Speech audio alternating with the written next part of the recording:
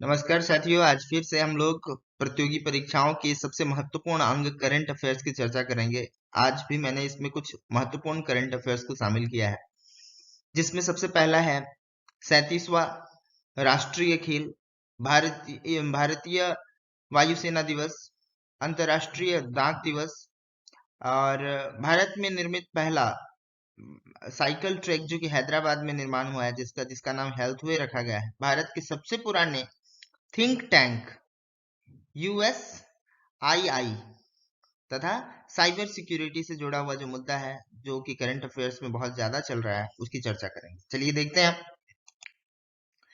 37वें राष्ट्रीय खेल का उद्घाटन जो है वो गोवा में होने जा रहा है। इसकी जानकारी गोवा के मुख्यमंत्री प्रमोद सावंत ने दी। तो पूछा जा सकता है परीक्षा में कि गोवा के मुख्यमंत्री कौन है। तो प्रमोद सावंत। कौन सा राष्ट्रीय खेल हो रहा है? तो 37वां राष्ट्रीय खेल हो रहा है।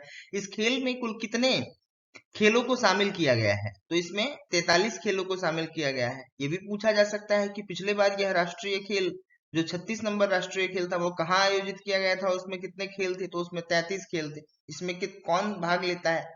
तो भारत के 28 राज्य और 8 केंद्र शासित राज्यों के खिलाड़ी इसमें भाग लेते हैं।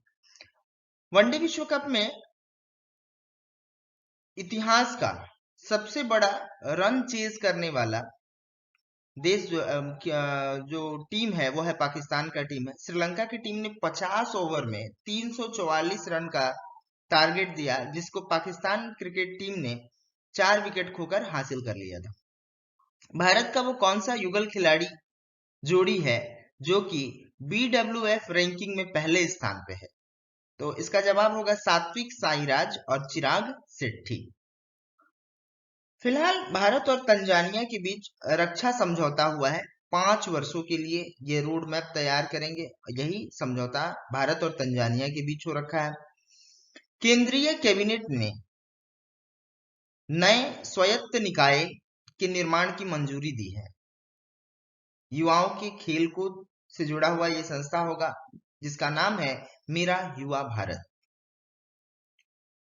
इसकी शुरुआत सरदार वल्लभ भाई पटेल के जन्म जयंती के उपलक्ष्य में 31 अक्टूबर को की जाएगी। अर्थात मेरा युवा भारत जो भारत सरकार का ऑटोनोमस एक बॉडी होगा खेलकूद को लेकर, वह वल्लभ भाई पटेल के जन्म जयंती के उपलक्ष्य में देश को समर्पित किया जाएगा। कार निर्माता कंपनी मारुति सुजुकी ने भारत में जो उसके डीलर्स हैं उनका जो फिनेंशियल प्रॉब्लम को सॉर्ट आउट करने के लिए IDBI बैंक के साथ समझौता किया है।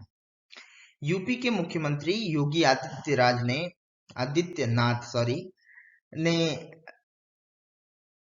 अपने देश के एक स्वतंत्रता सेनानी थे जिनका नाम था राजा राव, उनकी प्रतिमा का अनावरण उन्नाव जिले में किया है। देखिए, हमारे देश में आज जाति को लेकर बड़ी तोड़ ममोड़ की जा रही है। जातियों को आरक्षण बिल्कुल मिलना चाहिए, लेकिन जाति के नाम पर धर्म को नहीं तोड़ना चाहिए। कम से कम जिन्हें आरक्षण की आवश्यकता है उन्हें आरक्षण जरूर मिले। तो भारत की सरकार ने अनुसूचित जाति के विद्यार्थियों के लिए जिनके माता पिता की वार्षिक आय 2.5 लाख रुपए से कम है, उनके लिए एक योजना प्रारंभ करने जा रही है सरकार, भारत की सरकार, जिस योजना का नाम है श्रेष्ठ।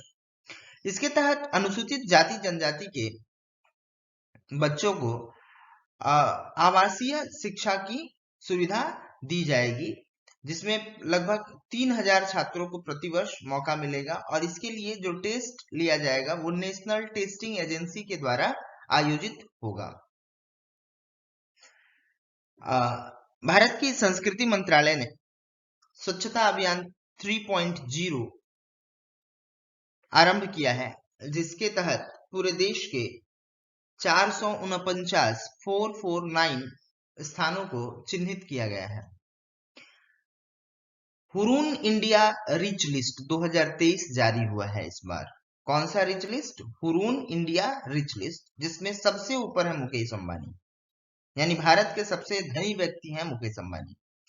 हम सभी जानते हैं कि 7 अक्टूबर को हमास के आतंकियों ने इजराइल पर, जो कि उनके यहूदी लोगों के पर्व का दिन था, उस दिन उन आतंकियों ने इजराइल पर हमला कर दिया।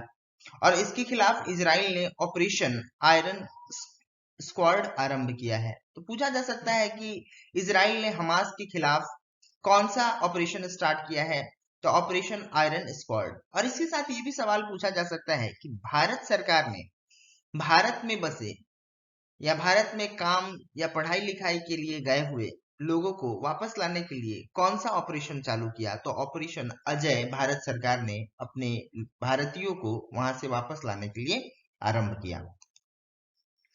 तंजानिया के राष्ट्रपति को जेएनयू के द्वारा डॉक्टरेट की मानद उपाधि प्रदान की गई और यह किसी महिला को जेएनयू के द्वारा दिया जाने वाला पहला पुरस्कार है। यह पुरस्कार तो बाकियों को भी मिला है। उस महिला का नाम है सामिया हुलहू हसन। तंजानिया की राजधानी क्या है, तो डोडोमा। दक्षिण अफ्रीका के किस शहर में गांधी जी की 8 फुट की ऊंची प्रतिमा का अनावरण किया गया है, तो जोहान्सबर्ग में साथियों। अब आते हैं कि हमारे देश में साइबर सिक्योरिटी को लेकर बहुत समस्या चलती है। तो भारत एनसीएक्स यानी नेशनल साइबर सिक्योरिटी एक्सरसाइज का जो है शुरुआत हुआ 2023 को और ये 20 अक्टूबर तक चलेगा। इसकी शुरुआत अजय कुमार सूद द्वारा की गई। अब अजय कुमार सूद हैं कौन, तो अजय कुमार सूद भारत सरकार के प्रधान वैज्ञानिक सलाहकार हैं। एनसीएक्स इसका फुल फॉर्म है national cyber security exercise. Asian games समाप्त हो चुका है। एशियन गेम्स में भारत 28 गोल्ड के साथ कुल 107 मेडल जीतकर मेडल टैली पे चौथे स्थान पर है, जिसमें सबसे ऊपर चाइना है, उसके बाद जापान है, उसके बाद रिपब्लिक ऑफ साउथ कोरिया है और चौथे स्थान पर भारत है। भारत को 28 गोल्ड, 38 सिल्वर और 41 ब्रॉन्ज मेडल मिले हैं। जियो मार्ट ने अपना ब्रांड एम्बेसडर महेंद्र सिंह धोनी को नियुक्त किया है। अब राजस्थान में एक पावर प्लांट स्थापित किया गया है 810 मेगावाट का। 10वीं इंडिया स्वीडन इनोवेशन डे का आयोजन किस शहर में किया गया, परीक्षा में पूछ सकता है, तो ये शहर है नई दिल्ली। 16वें कृषि विज्ञान कांग्रेस का आयोजन किस शहर में किया जा रहा है, तो कोच्चि में किया जा रहा है। अब परीक्षा के लिए अति महत्वपूर्ण जो है अर्थशास्त्र के क्षेत्र में नोबेल पुरस्कार इस वर्ष किसको दिया जाएगा, तो इस वर्ष दिया जाएगा क्लाउडिया गोल्डिन को, जो कि एक महिला है और इन्होंने महिलाओं के श्रम बाजार के परिणामों के बारे में लोगों के समझ को बढ़ाने के लिए शोध किया है, यानी रिसर्च किया है। ये जो गोल्डिन है वो न्यूयॉर्क में जन्मी और ये वर्तमान में हार्वर्ड यूनिवर्सिटी कैम्ब्रिज में प्रोफेसर है। वनडे विश्व कप में सबसे तेज 1000 रन बनाने का नया रिकॉर्ड किसने स्थापित किया है, तो डेविड वार्नर ने। विश्व डाक दिवस कब मनाया जाता है, 9 अक्टूबर को। भारतीय वायुसेना दिवस 8 अक्टूबर को मनाया जाता है। भारतीय वायुसेना ने इस बार अपने ध्वज में परिवर्तन किया है और भारतीय वायुसेना का ये 91वां 91st स्थापना दिवस है। कहाँ मनाया गया भारतीय वायुसेना दिवस, प्रयागराज में। और वायुसेना के चीफ मार्शल कौन है, तो air chief marshal VR. Chaudhary हैं। इन्होंने ही वायुसेना के नए ध्वज का अनावरण किया है। वायुसेना का इस वर्ष जो थीम है वो भारतीय वायुसेना वैश्विक हवाई शक्ति, Indian air force air power beyond boundaries. Hyderabad में भारत ने अपना पहला सोलर रूफ साइकिलिंग ट्रैक का निर्माण किया है, जिसका नाम रखा है हेल्थवे। इस ट्रैक के किनारे 16,000 सौर पैनल लगाए गए हैं। ये सौर पैनल 16 मेगावाट बिजली उत्पन्न करेंगे, जिससे कि यहाँ लाइटिंग वगैरह की सुविधा प्रदान की जा सकेगी।